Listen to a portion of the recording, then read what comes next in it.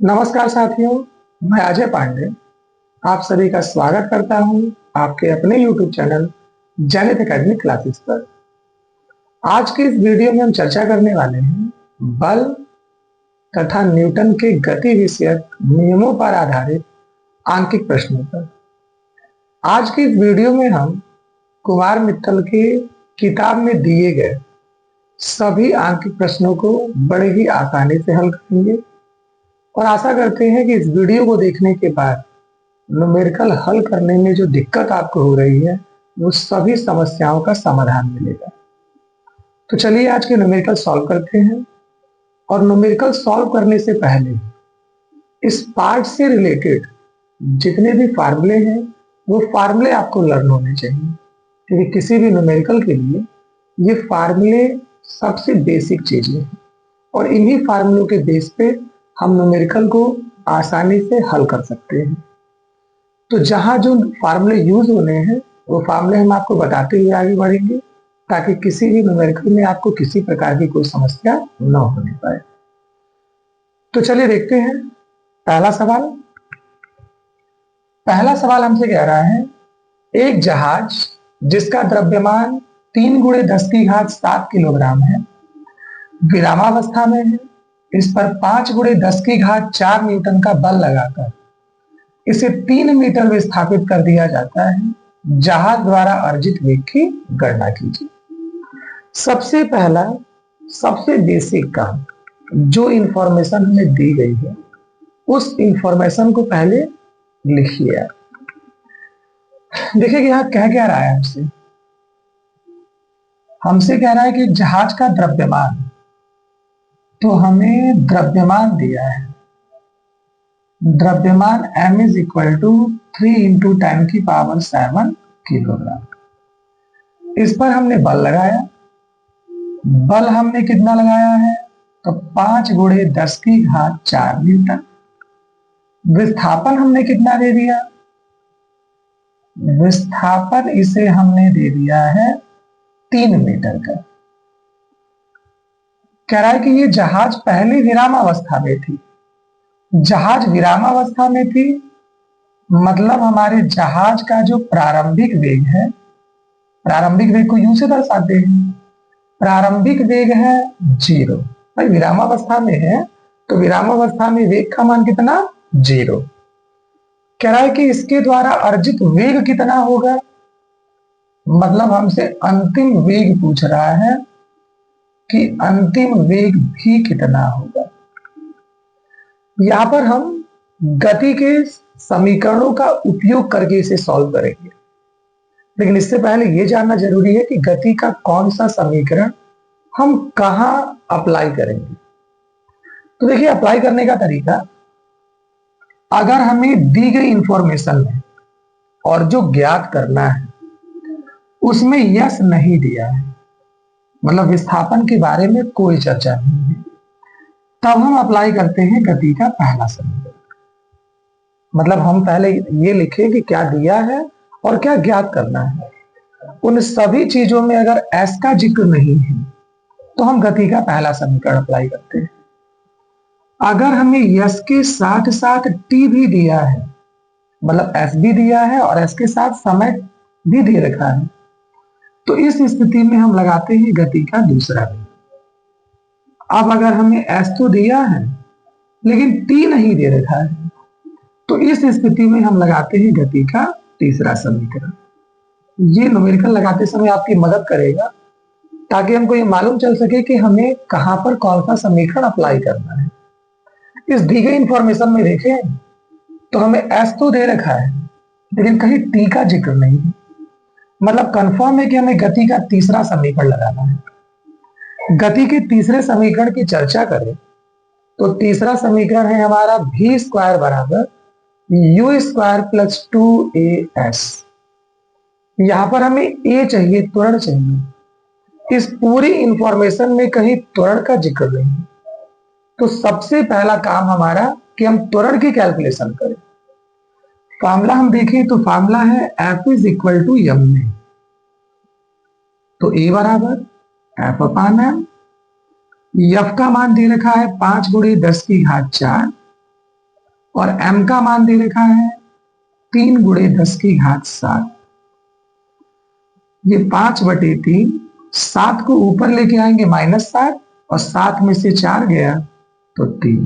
तो त्वरण हमें मिल जाता है 5/3 गुणे 10 की घात -3 मीटर प्रति सेकंड स्क्वायर। अब हम आते हैं गति के तृतीय समीकरण से।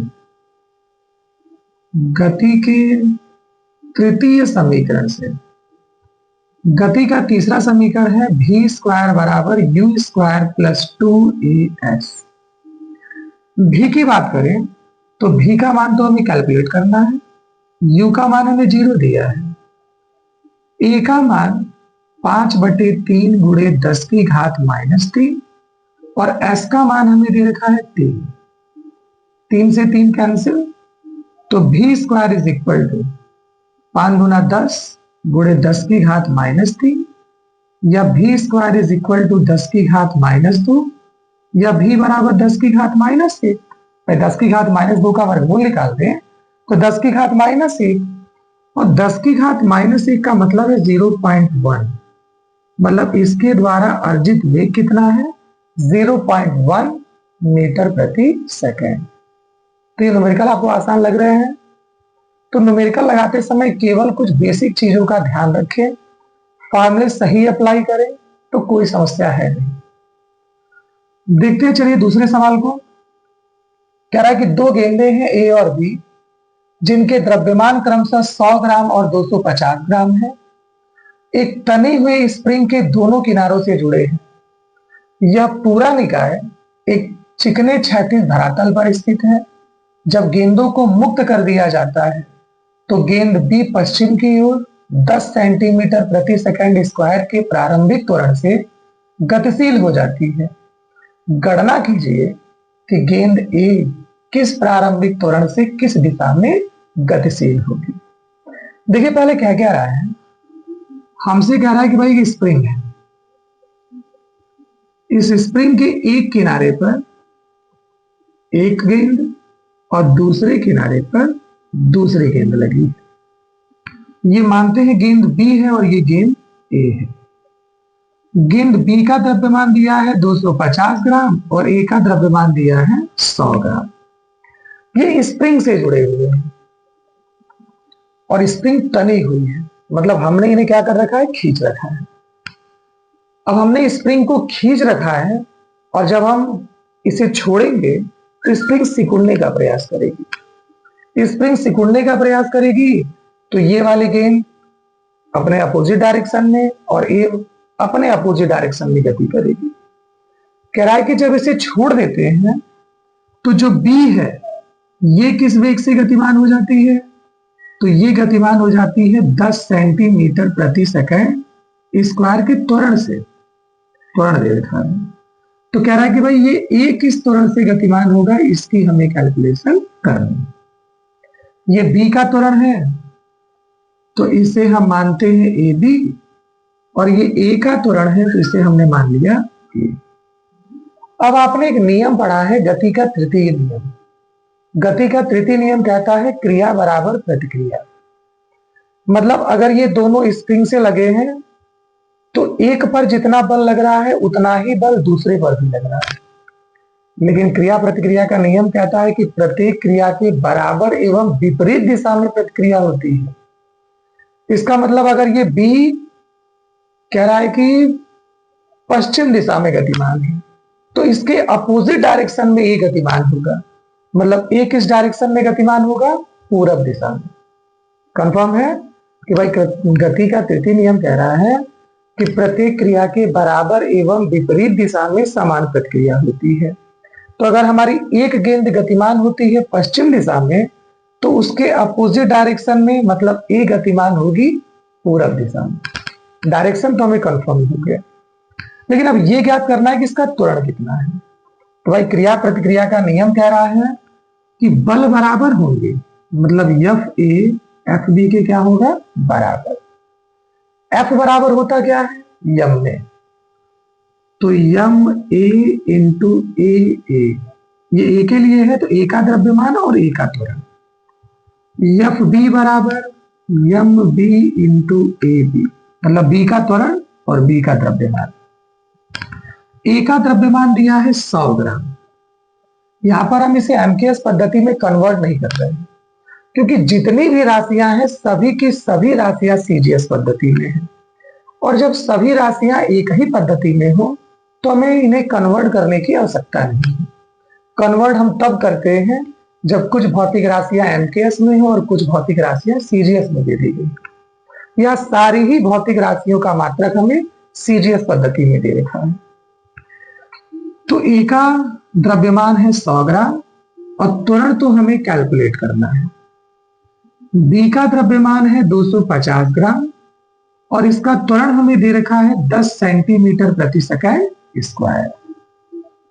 अगर 100 को हम ट्रांसफर कर दें तो ये गुणे में है, आएगा भाग में, भाई 2 जीरो से 2 जीरो कैंसिल, तो ये किस त्वरण से गतिमान होगा?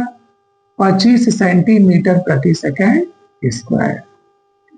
और अभी हमने कहा कि विपरीत दिशा में बी गतिमान है पश्चिम दिशा में, तो ए गतिमान होगी पूरब दिशा में, इसलिए गेंद ए 25 सेंटीमीटर प्रति सेकंड स्क्वायर की त्वरण से किस दिशा में? तो पूरब दिशा में गतिमान होगी। कोई दिक्कत नहीं है किसी को? तो चलिए अब चलते हैं अगले सवाल पे। देखिए अगला सवाल क्या कह रहा है।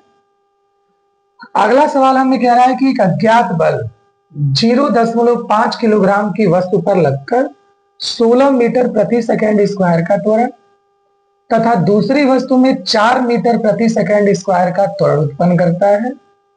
यदि दोनों वस्तुओं को एक साथ बांध दिया जाए फिर यही बल लगाया जाए तो निकाय में उत्पन्न त्वरण ज्ञात कीजिए।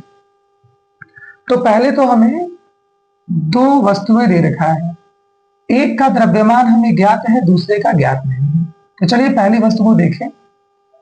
तो हमें M1 पहली वस्तु का द्रव्यमान दिया है 0.5 किलोग्राम, इसका त्वरण भी दिया है A1 बराबर 16 मीटर प्रति सेकंड स्क्वायर।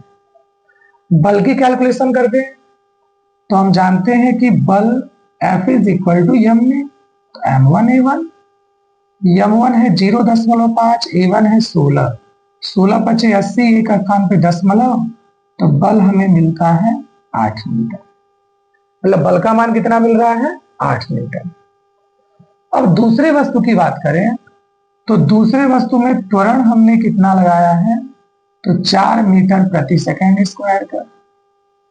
इस वस्तु पर भी यही अज्ञात बल हमने आरोपित किया है और इस बल का मान तो हमें मिल चुका है, बस इसके द्रव्यमान की कैलकुलेशन M2 हमें ज्ञात करनी है। तो फॉर्मूला लगाएं तो F is equal to M2A2, क्योंकि भाई बल तो हमने यही इस पे भी लगा रखा है। तो F का मान हमने निकाला है 8, M2 हमें दे रखा है, नहीं दे रखा है, A2 दे रखा है कितना? 4, 4 से काट दे तो 4 गुना 8, तो M2 इज इक्वल टू मिल जाता है हमें 2 किलोग्राम। अब हमें दोनों वस्तुओं के द्रव्यमान मालूम है और बल भी मालूम है कि कितना है। हमसे कह रहा है कि यदि इन दोनों वस्तुओं को एक साथ बांध दिया जाए, एक साथ बांध दिया जाए, भाई दोनों को एक साथ बांध देंगे तो द्रव्यमान तो दोनों का कंबाइन हो जाएगा।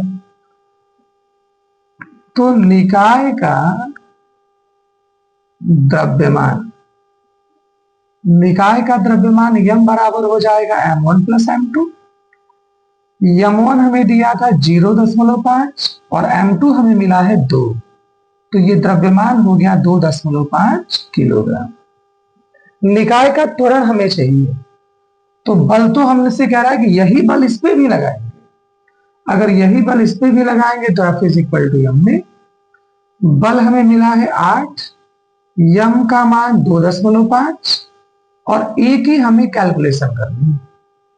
तो ए बराबर 8/2.5, दशमलव हटा लीजिए तो 10 से ऊपर नीचे गुणा, 25 से भाग दे दे तो 25 तिहाई 75, 5 बचा, अब 25 दूना 50, मतलब इस निकाय में कितना त्वरण उत्पन्न हो जाएगा? 3.2 मीटर प्रति सेकेंड स्क्वायर का। चलिए अगला सवाल देखिए। कह रहा है कि एक बच्चा एक घर्षणहीन मेज पर रखे एक खिलौना गाड़ी जिसमें 2 डिब्बे हैं, इसको 1.5 न्यूटन के बल से 36 से 30 अंश का कोण बनाते हुए खींचता है। गणना कीजिए 40 ग्राम के डिब्बे में उत्पन्न त्वरण और दोनों डिब्बों के मध्य जुड़ी भार ही अवितान्य डोरी में तनाव। डायग्राम हमें दे दिया है। अब इस डायग्राम को अगर समझने का हम प्रयास करें, ये हमें डोरी दे रखी है 36 से 30 अंश के कोण पर, बल तो हम इसी डायरेक्शन में लगा रहे हैं, लेकिन गति इस क्षैतिज तल पर हो रही है। मतलब इस बल का हमें वो घटक चाहिए जो क्षैतिज तल के अनुरूप कार्य कर रहा हो। भाई सदिश में हमने पढ़ा है कि अगर कोई सदिश क्षैतिज के साथ कोई कोण बना रहा है तो उसके 2 घटक होते हैं, एक होता है ऊर्ध्वाधर घटक और दूसरा होता है क्षैतिज घटक। ये क्षैतिज घटक है, मतलब हमें क्षैतिज घटक की कैलकुलेशन करनी पड़ेगी, करेंगे हम कैलकुलेशन। अब अगर हम इस बल के द्वारा इस डब्बे को खींचे तो डब्बे को खींचेंगे तो ये डब्बा आगे की ओर गति करेगा और ये जो रस्सी है टाइट हो जाएगी। रस्सी में तनाव किधर होगा? पीछे की तरफ, डायरेक्शन भी मेंशन कर रखा है। जैसे ही रस्सी टाइट होगी, ये दूसरा वाला डब्बा रस्सी से ही तो जुड़ा है, ये भी गति करना शुरू कर देगा। इसे गति कराने में सहयोग कौन कर रहा है? इस डोरी का तनाव। ये डोरी का तनाव इसे क्या करेगा? अपने डायरेक्शन में मूवमेंट करवाएगा। और ये ध्यान रखिएगा, जब भी किसी वस्तु पर एक से ज्यादा बल लग रहे होंगे तो इस स्थिति में जो परिणामी बल होगा उसकी कैलकुलेशन करते समय गति के डायरेक्शन वाला बल पॉजिटिव और अपोजिट डायरेक्शन वाला बल हम नेगेटिव लेकर चलेंगे। चलिए एक एक करके कैलकुलेशन करते हैं।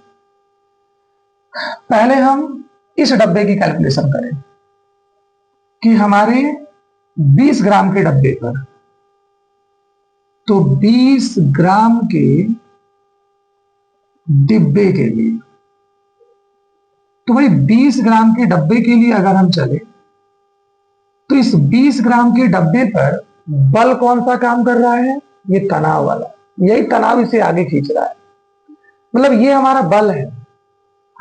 तो तनाव T किसके बराबर है? बल के बराबर है। और बल F इज इक्वल टू होता क्या है भाई? यम में इस डब्बे का द्रव्यमान कितना है? तो डब्बे का द्रव्यमान दिया है 20 ग्राम। डब्बे का द्रव्यमान कितना दिया है? 20 ग्राम। तो भाई द्रव्यमान का मात्रक तो किलोग्राम, ग्राम को किलोग्राम में बदलेंगे तो 1000 से भाग, अब गुणे में ए काट दे तो 20 25 100, तो T बराबर 1/50 ए। ये हमें मिलता है कि T बराबर कितना? 1/50 ए। इसमें है तो अब आते हैं 40 ग्राम के डिब्बे के लिए। तो 40 ग्राम के डिब्बे के लिए अगर हम देखें तो बल हमने लगाया है अपने डायरेक्शन में और तनाव T इसी डब्बे पर काम कर रहा है अपोजिट डायरेक्शन में। मतलब जो रिजल्टेंट होगा ये दोनों के डिफरेंस के बराबर, क्योंकि दोनों के दोनों तो अपोजिट डायरेक्शन में काम कर रहे हैं। और कौन पॉजिटिव? तो जिधर हमने बल लगाकर खींचा है गति उधर ही होगी, और हमने कहा कि गति के डायरेक्शन में जो बल है वो पॉजिटिव और जो अपोजिट डायरेक्शन में है वो नेगेटिव। तो अब आते हैं 40 ग्राम के डिब्बे के लिए परिणामी बल F डैश मानते हैं। F dash is equal to ये बल, तो हमने कहा भाई 1.5 न्यूटन का बल लगा है, लेकिन हमें इसका क्षैतिज घटक चाहिए और क्षैतिज घटक होता है cos थीटा में। मतलब ये हो जाएगा 1.5 कॉस थीटा। थीटा का मान कितना दिया है? 30। भाई पढ़े कि कोई सदिश ए है तो ए का क्षैतिज घटक होता है ए कॉस थीटा और ऊर्ध्वाधर घटक होता है ए साइन थीटा, और ए की वैल्यू कितनी दे रखा है? 1.5। तो हमने कहा कि भाई जो क्षैतिज डायरेक्शन में बल काम करेगा वो है 1.5, और क्षैतिज घटक चाहिए तो हमने कॉस थीटा ऐड कर रखा है, और माइनस में क्या हो जाएगा? टी। और एफ इज इक्वल टू होता है यम में, एफ इज इक्वल टू क्या होता है भाई? यम में बराबर 1.5 कॉस 30 का मान कड़ी में 3/2 माइनस टी का भी मान रख दीजिए। टी का मान हमने निकाला है 1/50। यहां पर 40 ग्राम के डिब्बे के लिए द्रव्यमान 40 ग्राम है, लेकिन द्रव्यमान का मात्रक किलोग्राम, तो 40 में 1000 से भाग दे दे और बराबर 1.5 कड़ी में 3 का मान 1.732/2 माइनस 1/50। इसे काटे तो 20 दूना 40, 20 25 100। अभी काट सकते हैं लेकिन हम ए को ट्रांसफर करेंगे तो जोड़ना घटाना आसान है, पूरा कैलकुलेट कर नहीं रहे हैं। ये मिलता कितना है? 2/50 इसे ट्रांसफर करें तो प्लस का 1/50 बराबर, गुणा कर ले चाहे 2 से काट ले इसे, तो ये 15 1.5 गुणे 2 से काटेंगे तो 2 8 16, 1 बचा, 2 छक्के 12, 2 छक्के 12। इसे ऐड करें तो हर बराबर यहां से जुड़ जाएंगे, तो ये 3/50 बराबर 15 से गुणा करें, 15 छक्के 90 का 0 हासिल 9, 15 छक्के 90 9, 39 का 9 हासिल 3। अब 15 छक्के 90, 15 छक्के 90 का 0 हासिल 9, 15 छक्के 90 9, 99 का 9 हासिल 9, 15 8 120 और 9 129। 3 स्थान इसका, 1 स्थान इसका, तो 10 लग जाता है 4 स्थान पे। या ए बराबर 1.299, 50 भाग में है तो गुणे में और 3 गुणे में है तो भाग में। 3 से काट सकते हैं, 3 से काटेंगे, 3 चौको 12, 3 तिहाई 9, 3 तिहाई 9 गुणे 50। गुणा कर ले तो 0 से 10.1 स्थान पीछे आएगा। 5 से गुणा करें, 5 तिहाई 15 का 5 हासिल 1, 5 तिहाई 15 1 16 का 6 हासिल 1, और 5 चौको 20 1 21, और 0 से 1 स्थान 10 पीछे है, मतलब 2 स्थान पे 10। तो त्वरण कितने का मिल गया? 21.65 मीटर प्रति सेकंड स्क्वायर। और पहले हमें त्वरण पूछा था कि 40 ग्राम के डिब्बे में कितना त्वरण है, त्वरण हमें मिल गया। अभी कह रहा है कि डोरी में तनाव कितना है। तो अगर हम डोरी में तनाव T ज्ञात करें तो T का मान अभी तो हमने निकाला है कि 1/50 और A का मान 21.65। भाई नीचे 0 है, 0 से 0.1 स्थान पीछे आएगा, तो 2.165/5, 5 से भाग दे दे तो 5 चौको 20, 5 तिहाई 15, 5 तिहाई 15, और तनाव भी तो बल ही है, तो मात्रा क्या हुआ? न्यूटन। मतलब डोरी में तनाव कितने का है? 0.433 न्यूटन। तो चलिए अब चलते हैं अगले सवाल पे। तो सवाल नंबर 5 कह रहा है कि एक चिकने क्षैतिज तल पर 20 किलोग्राम और 10 किलोग्राम के 2 गुटके रखे हैं। पहला कह रहा है कि यदि 20 किलोग्राम के गुटके पर 5 न्यूटन का एक क्षैतिज बल आरोपित किया जाए तो 20 किलोग्राम का गुटका 10 किलोग्राम के गुटके को किस बल से ढकेलेगा। और दूसरा कह रहा है कि यदि यही बल 10 किलोग्राम के गुटके पर लगाया जाए तो 20 किलोग्राम का गुटका 10 किलोग्राम के गुटके पर कितना बल लगाएगा। तो ठीक है, देखा जाए। पहले तो ये दोनों ही गुटके संपर्क में रखेंगे, तो जो भी बल हम लगाएंगे वो बल इन दोनों को एक साथ ढकेलने का प्रयास करेगा। मतलब चाहे हम बल 10 किलोग्राम वाले पे लगाए चाहे 20 किलोग्राम वाले पे लगाए, गति तो दोनों एक साथ करेंगे। मतलब द्रव्यमान दोनों का कंबाइन होकर ही गति करेगा। तो अगर हम पहले सवाल में ही चले,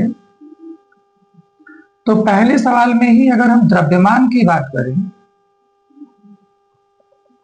तो द्रव्यमान यम बराबर हो जाएगा m1 प्लस m2। तो m1 है 20, m2 है 10, तो 20 10 कितना 30।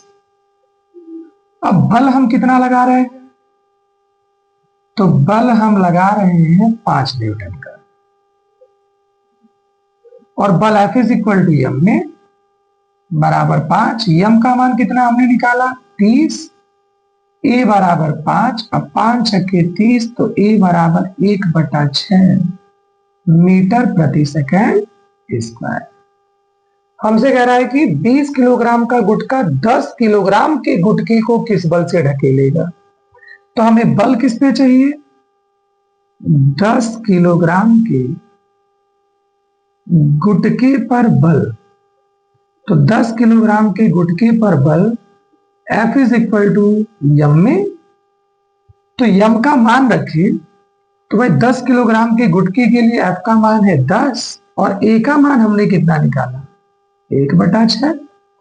तो F डैश बराबर हमें मिलता है 10/6, या फिर काट भी सकते हैं, 2 पचे 10, 2 तिहाई 6। चाहे यही हमारा मान है कि कितने बल से ढकेलेगा भाई, 10/6 न्यूटन के बल से ढकेलेगा। अब दूसरे में कह रहा है कि यही बल हम 10 किलोग्राम के गुटके पर लगाते हैं। भाई 10 किलोग्राम के गुटके पर भी लगा दोगे तो ये दोनों कंबाइन होकर ही गति करेंगे। मतलब बल अब भी 5 न्यूटन है और दोनों का कंबाइन द्रव्यमान अब भी कितना है 30 ही किलोग्राम है। तो त्वरण अब भी कितना मिलेगा हमें 1/6 ही मिलेगा। तो अब कह रहा है कि बल 10 किलोग्राम के गुटके पर कितना लगेगा। कह रहा है कि 20 किलोग्राम का गुटका 10 किलोग्राम के गुटके पर कितना बल लगाएगा। अच्छा, तो ये कह रहा है कि 20 किलोग्राम का गुटका 10 किलोग्राम के गुटके पर कितना बल लगाएगा। तो भाई 20 किलोग्राम का गुटका जितने बल का अनुभव करेगा वही बल ना उस पर आरोपित करेगा। मतलब यहां पर हमें 20 किलोग्राम के गुटके पर कितना बल लगा ये कैलकुलेट करना है। बात को समझिए। पहले वाले में कह रहा था कि हमारे पास 2 गुटके हैं, दोनों पर हमने बल लगाया, दोनों गति कर गए। तो हमारा 20 किलोग्राम का गुटका 10 किलोग्राम के गुटके को किस बल से ढकेलेगा। भाई जिस बल से ढकेलेगा मतलब जिस बल का अनुभव करके ये गति करेगा। तो हमने कैलकुलेशन किया कि 10 किलोग्राम के गुटके पर कितना बल लग रहा है। दूसरे में हमसे कह रहा है कि 20 किलोग्राम का गुटका 10 किलोग्राम के गुटके पर कितना बल लगाएगा। तो भाई जितना बल 20 किलोग्राम का गुटका अनुभव कर रहा है वही बल इस पे आरोपित करेगा। तो हमें यहां ज्ञात करना है कि 20 किलोग्राम के गुटके पर कितना बल लगा है। तो अगर हम देखें तो ये हमसे कह रहा है कि 20 किलोग्राम के गुटके द्वारा 10 किलोग्राम के गुटके पर आरोपित बल यफ डबल डैश मान। तो यफ बराबर यम में, यम का मान 20 है, ए का मान हम पहले निकाल चुके थे 1/6। तो ये मिल जाता है 20/6 न्यूटन। अगर तो चलिए अब आते हैं हमारे सवाल नंबर 6 पर। सवाल नंबर 6 में डायग्राम हमें मेंशन करके दे रखा है और इस डायग्राम में हमसे पूछ रहा है कि त्वरण ए कितना है और डोरियों में तनाव T1 और T2 कितने हैं। सबसे पहले तो ये कंफर्म करिए कि इस पूरे निकाय की गति किस डायरेक्शन में हो रही है। जिस डायरेक्शन में गति हो रही है उस डायरेक्शन के बल पॉजिटिव होंगे और अपोजिट डायरेक्शन के बल निगेटिव होंगे। तो देखें तो सबका डायरेक्शन किधर है, हमारे राइट हैंड साइड की तरफ। इसमें भी डायरेक्शन दे रखा है 2a, तो बल F is equal to m में, मतलब इसकी गति ऊपर, इसकी गति, तीनों की गति हम मेंशन कर रखा है, मतलब तीनों की गति क्लॉकवाइज है। सारे के सारे लेफ्ट हैंड साइड से राइट हैंड साइड के डायरेक्शन में गति कर रहे हैं। अब एक एक पे लगने वाले बल को ध्यान से देखते चलिए और कैलकुलेशन करते चले जाइए। चलिए यहां से कैलकुलेशन करते हैं। ये हमारा बल है कितना, 2a। गति के डायरेक्शन में कौन है, T1, और गति के अपोजिट डायरेक्शन में कौन है, 2c। Equation number 1। दूसरे पर आए तो बल कितना है, 8a, और इस गति के डायरेक्शन में कौन है, T2, और अपोजिट डायरेक्शन में कौन है, T1। तीसरे पर आ जाए तो बल कितना है, 4a, गति के डायरेक्शन में कौन है, 4g, और अपोजिट डायरेक्शन में कौन है, T2। ये तीन इक्वेशन है और तीन ही अज्ञात राशियां हैं। इन समीकरणों का उपयोग करके हमें इन तीनों अज्ञात राशियों की वैल्यू ज्ञात करनी है। अब देखें कि तीनों इक्वेशन को हम सॉल्व कर कैसे सकते हैं। तो इक्वेशन को सॉल्व करने का सिंपल सा मेथड, इन तीनों ही इक्वेशन में ए हमें कांस्टेंट दिख रहा है, मतलब ए तीनों में है, तो समीकरण 1 और 2 का उपयोग करके पहले ए कैंसिल कर लीजिए, फिर समीकरण 2 और 3 का उपयोग करके ए कैंसिल कर लीजिए, और अब जो इक्वेशन मिलेगी, इन इक्वेशन में ए नहीं होगा, केवल T1 और T2 होगा, और इन इक्वेशन की सहायता से हम T1 और T2 की वैल्यू बड़े आसानी से कैलकुलेट कर लेंगे। तो चलिए कैलकुलेशन करते हैं। करें क्या हम, तो समीकरण 1 में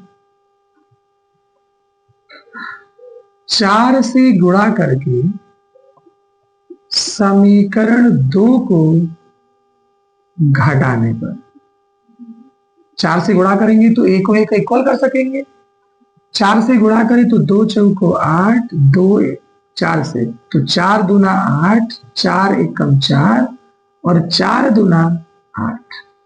समीकरण 2 में कुछ नहीं करना है, 8a is equal to T2 minus T1। घटाना है तो घटाते समय चिन्ह बदलते हैं भाई, 8a से 8a कटा, बच क्या 4T1 में T1 जोड़ दिए, 0 is equal to 5T1 minus T2 minus 8g, या किसी एक की वैल्यू निकाल लो, T2 को ट्रांसफर कर लो, तो T2 is equal to 5T1 minus 8g। इसको मानते हैं समीकरण नंबर 4। अब समीकरण 2 और 3 का उपयोग करके सेम यही काम कर लीजिए। तो समीकरण 3 में 2 से गुणा करेंगे तो ये इक्वल हो जाएगा, तो समीकरण 3 में 2 से गुणा करके समीकरण 2 को घटाने पर, इसमें हमने 2 से गुणा किया तो 4 दूना 8, 4 दूना 8, और 2 एकम 2। इसमें हमें कुछ नहीं करना है, तो 8a is equal to T2 minus T1।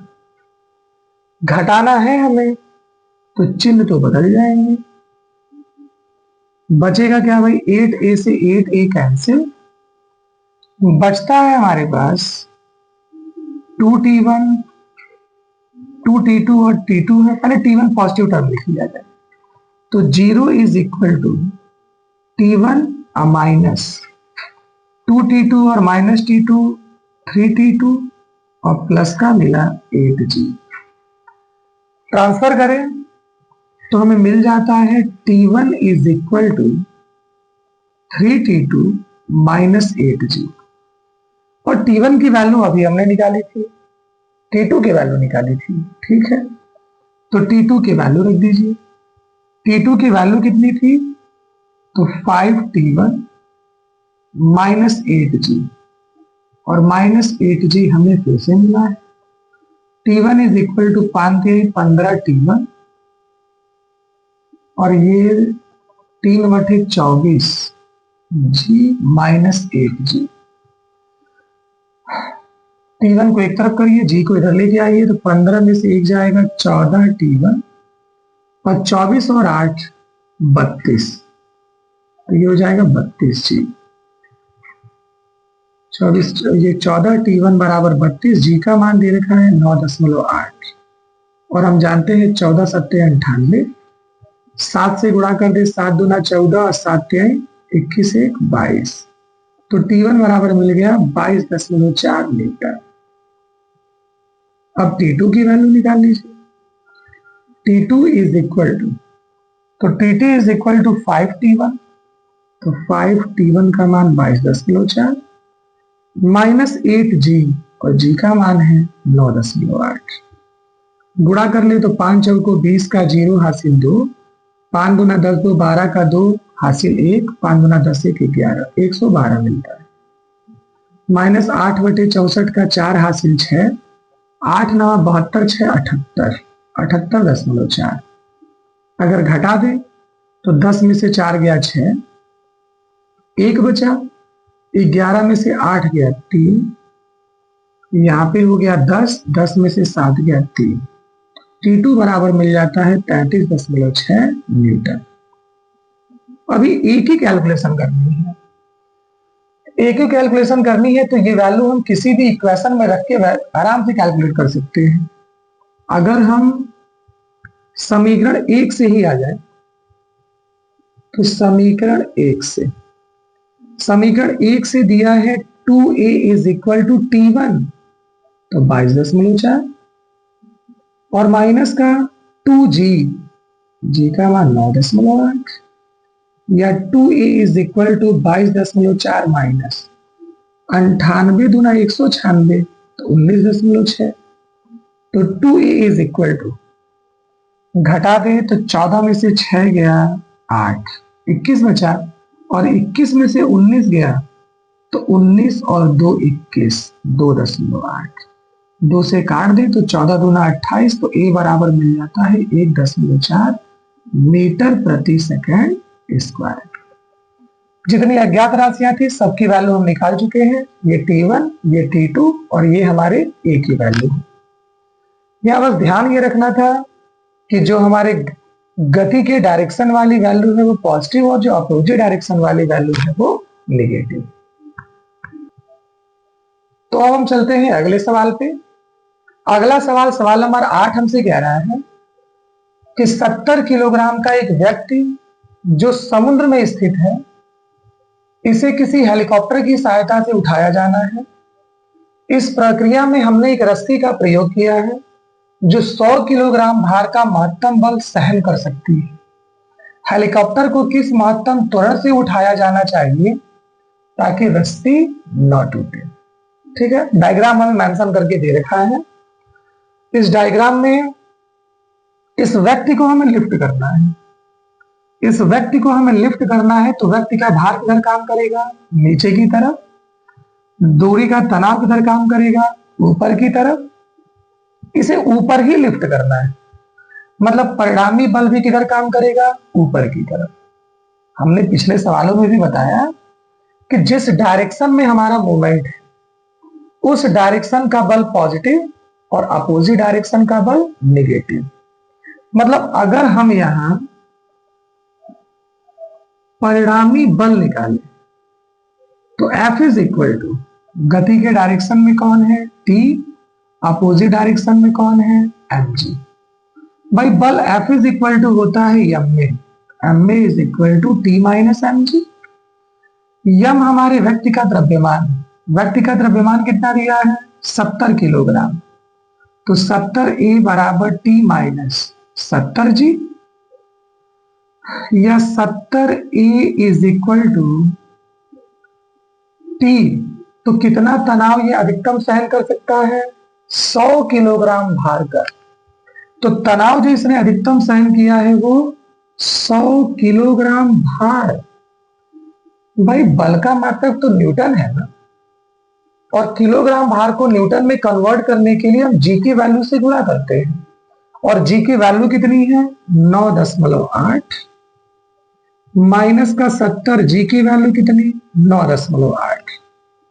ये 70 ए बराबर 9.8 अगर हम कॉमन ले लें तो बचता है 100 माइनस 70, या 70 ए बराबर 9.8 और 100 में से 70 गया 30, या 70 ए बराबर 0 से गुणा कर देंगे 10 में हट जाएगा, तो ये 98 गुणे 3, या 7 से काटे तो 7 दाम में 70 और 14 सत्ते 98, या ए बराबर 14 तिहाई 42 और 10 गुणे में था भाग में, तो ए बराबर हमें मिल जाता है 4.2 मीटर प्रति सेकंड स्क्वायर।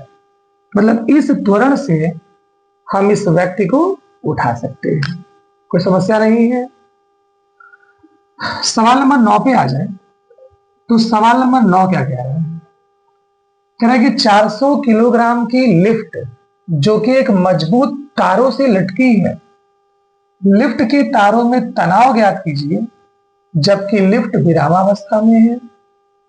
1 मीटर प्रति सेकंड स्क्वायर के नियत, स्क्वायर नहीं होगा, 1 मीटर प्रति सेकंड के नियत वेग से ऊपर जा रही है, 2 मीटर प्रति सेकंड स्क्वायर के त्वरण से ऊपर जा रही है, और 2 मीटर प्रति सेकंड स्क्वायर त्वरण से नीचे आ रही है। ठीक है, 4 कंडीशन है।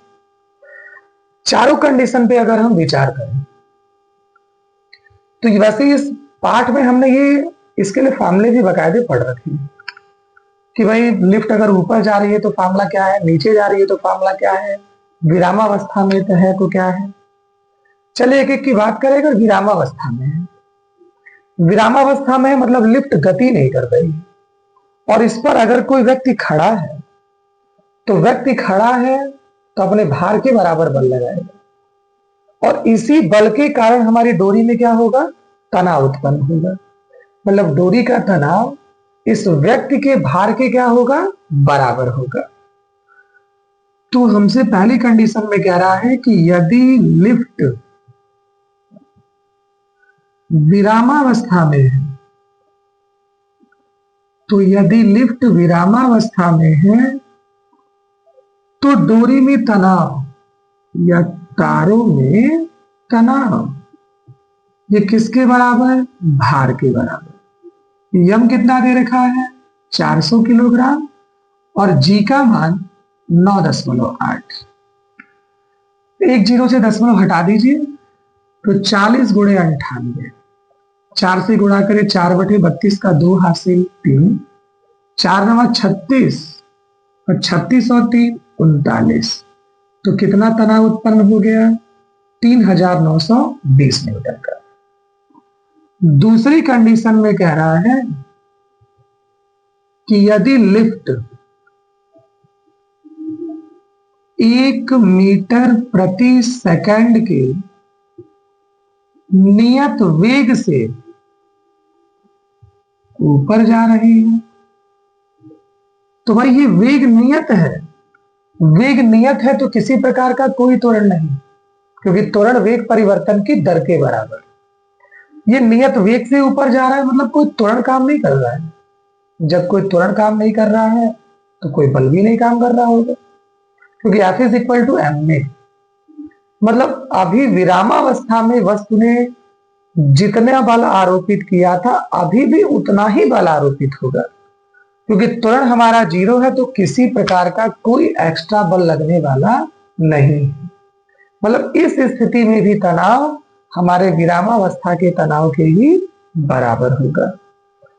तो अगर ये नियत वेग से ऊपर जा रही है तो त्वरण ए बराबर 0, इसलिए तारों में तनाव T बराबर अभी भी mg, और mg की वैल्यू अभी हमने निकाली थी 3920 न्यूटन। मतलब अभी भी बल कितना, तो 3920 न्यूटन का। तीसरे पर आए तो तीसरा कह रहा है कि यदि लिफ्ट 2 मीटर प्रति सेकंड स्क्वायर के त्वरण से ऊपर जा रही है। तो अगर ये ऊपर जा रही है तो तारों में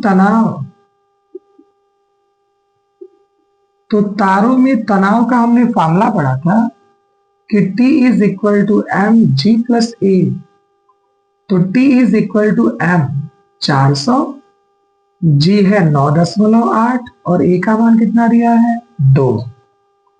तो T बराबर 400 गुणे 9 2 11.8। दशमलव तो हटा दीजिए, तो T बराबर 40 गुणे 118। गुणा कर लीजिए, 4/32 का 2 हासिल 3, 4 एकम 4 3 7 और 4 एकम 4 0 रहेगा न्यूटन। मतलब इस स्थिति में डोरी में तनाव कितने का है 4720 न्यूटन का। और तीसरी कंडीशन कह रहा है कि यदि लिफ्ट 2 मीटर प्रति सेकंड स्क्वायर के त्वरण से नीचे आ रही है, तो अगर लिफ्ट नीचे आ रही है तो तारों में तनाव, टी का हमने फॉर्मूला पढ़ा है एम जी माइनस ए। तो यम का मान 400, जी है 9.8, ए है 2। 9 में से 2 गया 7, तो 7.8, दशमलव हटा दे तो 40 गुणे 78 और 4/32 का 2 हासिल 3 और 4 सत्ते 28 3 31। तो कितना तनाव उत्पन्न होगा 3120 न्यूटन का तनाव उत्पन्न होगा। कहीं किसी सवाल में समस्या है नहीं? अगर कोई समस्या फिर भी आपको होती है तो आप हमसे कमेंट करके पूछ सकते हैं। और वीडियो में आगे बढ़ने से पहले अगर आप हमारे चैनल पर नए हैं तो हमारे चैनल को सब्सक्राइब करें ताकि आगे आने वाले सभी वीडियो के नोटिफिकेशन आपको मिल सके। तो चलिए अब देखते हैं अगला सवाल। सवाल नंबर 10। सवाल नंबर 10 कह रहा है कि 5 किलोग्राम की एक मशीन गन 1 मिनट में 50 ग्राम की 30 गोलियां दागती है, जिनमें गोलियों का वेग 400 मीटर प्रति सेकंड है। मशीन गन को उसकी स्थिति में बनाए रखने के लिए कितना बल लगाया जाना आवश्यक है। तो यहाँ पे हमसे कह रहा है कि एक मशीन गन है, ये मशीन गन 5 किलोग्राम की है। तो हमसे कह रहा है कि मशीन गन का द्रव्यमान कैपिटल एम बराबर 5 किलोग्राम और ये 1 मिनट में समय दिया है 1 मिनट मतलब 60 सेकंड। इसमें 50 ग्राम की 30 गोलियां दागता है। तो गोलियों का द्रव्यमान m इज इक्वल टू, गोलियों का द्रव्यमान हमें दिया है 50 ग्राम। ग्राम को किलोग्राम में कन्वर्ट करें तो 1000 से भाग, तो 50/1000 किलोग्राम। गोलियों की संख्या, तो गोलियों की संख्या हमें दी गई है n इज इक्वल टू 30। तो गोलियों का कुल द्रव्यमान, तो भाई गोलियों का कुल द्रव्यमान यम डैश निकालें तो एक गोली का द्रव्यमान है 50/1000 और गोलियों की संख्या है 30। तो 2 0 से 2 0 कटा, 5 दूना 10, तो मिल जाता है 3/2 किलोग्राम। मशीन गन का द्रव्यमान है 5 और गोलियों का द्रव्यमान कितना है 3/2। और गोलियों का वेग हमें दे दिया है, हमसे कह रहा है कि गोलियों का वेग, तो गोलियों का वेग स्मॉल v बराबर 400 मीटर प्रति सेकेंड। अब हम ये देखें कि हमारे गोलियों का संवेग कितने का है। तो अगर हम संवेग की कैलकुलेशन करें तो संवेग, वैसे जब गोलियां चल नहीं रही थी तो गोलियों का वेग कितना था 0, संवेग भी कितना था 0। मतलब अब जो संवेग मिलेगा ये संवेग परिवर्तन के बराबर होगा, मतलब उतना ही हमने उसके संवेग में परिवर्तन किया है।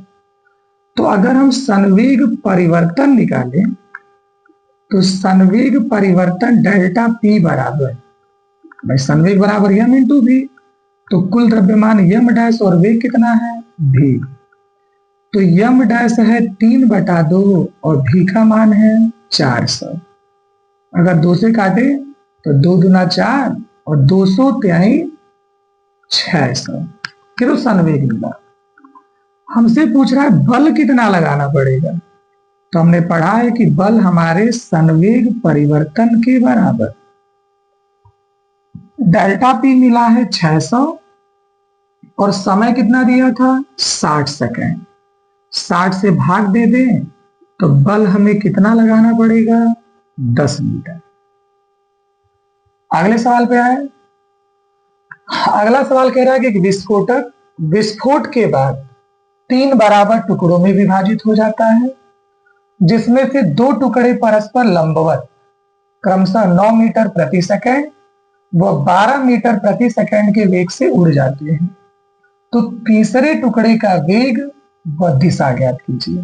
देखिए क्या कह रहा है कि एक विस्फोटक है, ये मान लीजिए विस्फोटक है, ये 3 टुकड़ों में बट गया। विस्फोट हुआ तो ये 3 टुकड़ों में बट गया। 2 टुकड़े परस्पर लंबवत, मान लीजिए पहला टुकड़ा यहां, दूसरा इसके लंबवत यहां विस्थापित हो गए। पहला 9 मीटर प्रति सेकंड के वेग से और दूसरा 12 मीटर प्रति सेकंड के वेग से। कह रहा है कि जो तीसरा टुकड़ा है वो किस दिशा में जाएगा। तो भाई ये तीनों के तीनों टुकड़े पहले कंबाइन थे, संतुलन की स्थिति में थे, मतलब तीनों गति कुछ इस प्रकार से कर रहे होंगे कि इनकी गति के पश्चात जो रिजल्टेंट मिलेगा, परिणामी मिलेगा, वो परिणामी भी क्या होगा संतुलन में होगा। मतलब जो तीसरा कण हमारा गति करेगा, ये तीसरा कण कुछ इस प्रकार से गति करेगा कि इन दोनों के परिणामी को बैलेंस कर सके। भाई ये दोनों परस्पर लंबवत दिशाओं में गति कर रहे हैं, इन दोनों का जो रिजल्टेंट है उस रिजल्टेंट को ये क्या कर रहा हो बैलेंस कर रहा हो, ये क्या कर रहा हो बैलेंस कर रहा हो। और ये विस्फोटक 3 बराबर भागों में बटा है, मतलब अगर इसका द्रव्यमान यम है, इसका यम है, तो इसका भी क्या होगा यम होगा। इन 2 के वेग तो हमें मालूम है, लेकिन इसके वेग की हमें कैलकुलेशन करनी है। कंफर्म है, फिर से हम कह रहे हैं कि एक विस्फोटक है, ये विस्फोटक विस्फोट होने के बाद 3 बराबर भागों में बट गया। 2 भाग परस्पर लंबवत दिशाओं में 12 मीटर प्रति सेकंड और 9 मीटर प्रति सेकंड के वेग से गतिमान हो गए। हमने कहा कि जब विस्फोट नहीं हुआ था तो तीनों कंबाइन थे एक जगह पर, मतलब ये गति इस प्रकार से करेंगे कि गति होने के बाद इन तीनों का रिजल्टेंट क्या मिले 0 मिल जाए, मतलब वो संतुलन की स्थिति प्रदर्शित करें। हमने कहा कि भाई ये दोनों का वेग हमें मालूम है, तो इन दोनों का जो परिणामी है ये तीसरा इस प्रकार गति करेगा कि इनके परिणामी को बैलेंस कर सके। इनका अगर हम रिजल्टेंट निकालेंगे समांतर चतुर्भुज विधि से, तो समांतर चतुर्भुज विधि से इसका रिजल्टेंट कुछ इस डायरेक्शन में मिलेगा। तो ये तीसरा कण उस डायरेक्शन में गति करेगा जिस डायरेक्शन में ये इस रिजल्टेंट को क्या कर रहा हो बैलेंस कर रहा हो। मतलब इन दोनों का रिजल्टेंट निकाल लीजिए। जो रिजल्टेंट होगा उसी वेग से ये तीसरा कण क्या कर रहा होगा, गति कर रहा होगा। तो हमें दिया क्या है, हमें दिया है प्रथम कण का वेग v1 बराबर 9 मीटर प्रति सेकेंड और द्वितीय कण का वेग v2 बराबर 12 मीटर प्रति सेकेंड। हमसे पूछ रहा है कि तृतीय कण का वेग v3 क्या होगा। अभी हमने कहा कि v3 इन दोनों की रिजल्टेंट के बराबर, तो भाई ये दोनों लंबवत भुजाएं हैं और ये रिजल्टेंट क्या है, कण है। तो कण बराबर अंडर रूट में लंब का वर्ग धन आधार का वर्ग, तो v3 is equal to under root 12 का वर्ग धन 9 का वर्ग। 12 का वर्ग 144 और 9 का वर्ग 81, जोड़े तो 4 1 5 8 4 12 225 और 225 का वर्गमूल होगा 15। मतलब तीसरा कण किस वेग से गति करेगा, 15 मीटर प्रति सेकंड के वेग से गति करेगा। तो आज के वीडियो में बस इतना ही। बाकी आगे बचे हुए शेष न्यूमेरिकल के लिए हम एक नया वीडियो बनाएंगे। अगले वीडियो में इन बाकी बचे हुए सभी सवालों के सॉल्यूशन आपको मिलेंगे। और अगर अभी तक आपने हमारे चैनल को सब्सक्राइब नहीं किया है तो हमारे चैनल को सब्सक्राइब जरूर करें। तो मिलते हैं अगले वीडियो में, तब तक के लिए जय हिंद।